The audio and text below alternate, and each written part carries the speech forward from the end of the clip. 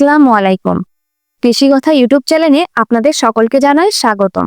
আজকের টপিক হচ্ছে শশা বীজ থেকে চারা তৈরি এবং চাষ পদ্ধতি। আসুন জেনে নিই শশা বীজ থেকে কিভাবে চারা তৈরি করবেন এবং চাষ করবেন। শশা একটি জনপ্রিয় ও লাভজনক সবজি ফসল। শশা বীজ থেকে চারা তৈরি ও চাষ পদ্ধতি ধাপে ধাপে জেনে নিই। বীজ বাছাই। উন্নত জাতের স্বাস্থ্যকর ও রোগমুক্ত বীজ সংগ্রহ করুন। বীজ 8 থেকে 12 ঘন্টা পানিতে ভিজিয়ে রাখুন। বীজতলা বা ট্রেতে চারা তৈরি। মাটি দোআঁশ মাটি, বালি ও জৈব সার, কম্পোস্ট, পচা গোবর মিশিয়ে বীজতলার মাটি তৈরি করুন।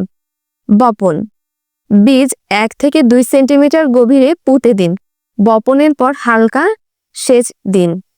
আলো ও তাপমাত্রা বীজতলা এমন জায়গায় রাখুন যেখানে পর্যাপ্ত আলো ও 25 থেকে 30 ডিগ্রি সেলসিয়াস তাপমাত্রা থাকে।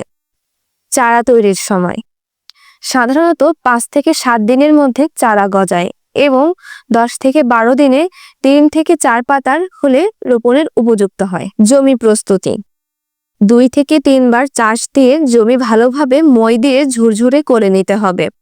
প্রতি শতকে 10 থেকে 15 কেজি পচা গোবর এবং মাটির গুণগত মান অনুযায়ী ইউরিয়া, টিএসপি ও এমপিও সার প্রয়োগ করুন। চারা রোপণ প্রতিটি গাছের মাঝে 1.5 থেকে 2 ফুট দূরত্ব এবং সারির মাঝে 2.5 থেকে 3 ফুট দূরত্ব রাখতে হবে। চারা মূলসহ সাবধানে তুলে এনে নির্ধারিত স্থানে রোপণ করতে হবে। গাছের যত্ন। সেচ শশা গাছ নিয়মিত সেচ চায়, তবে অতিরিক্ত পানি জমে গেলে গাছ পচে যেতে পারে।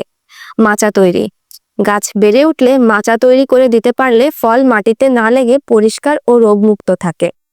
আগাছা 10 থেকে 15 দিন পর আগাছা পরিষ্কার করুন। সার প্রয়োগ প্রথমে সার প্রয়োগ।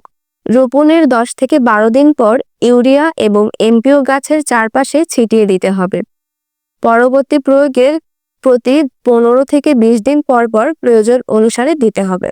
রোগ ও পোকামাকড় ডাউনি মিলডিউ, পাউডারি মিলডিউ, পচা রোগ এক্ষেত্রে বেশি দেখা যায়।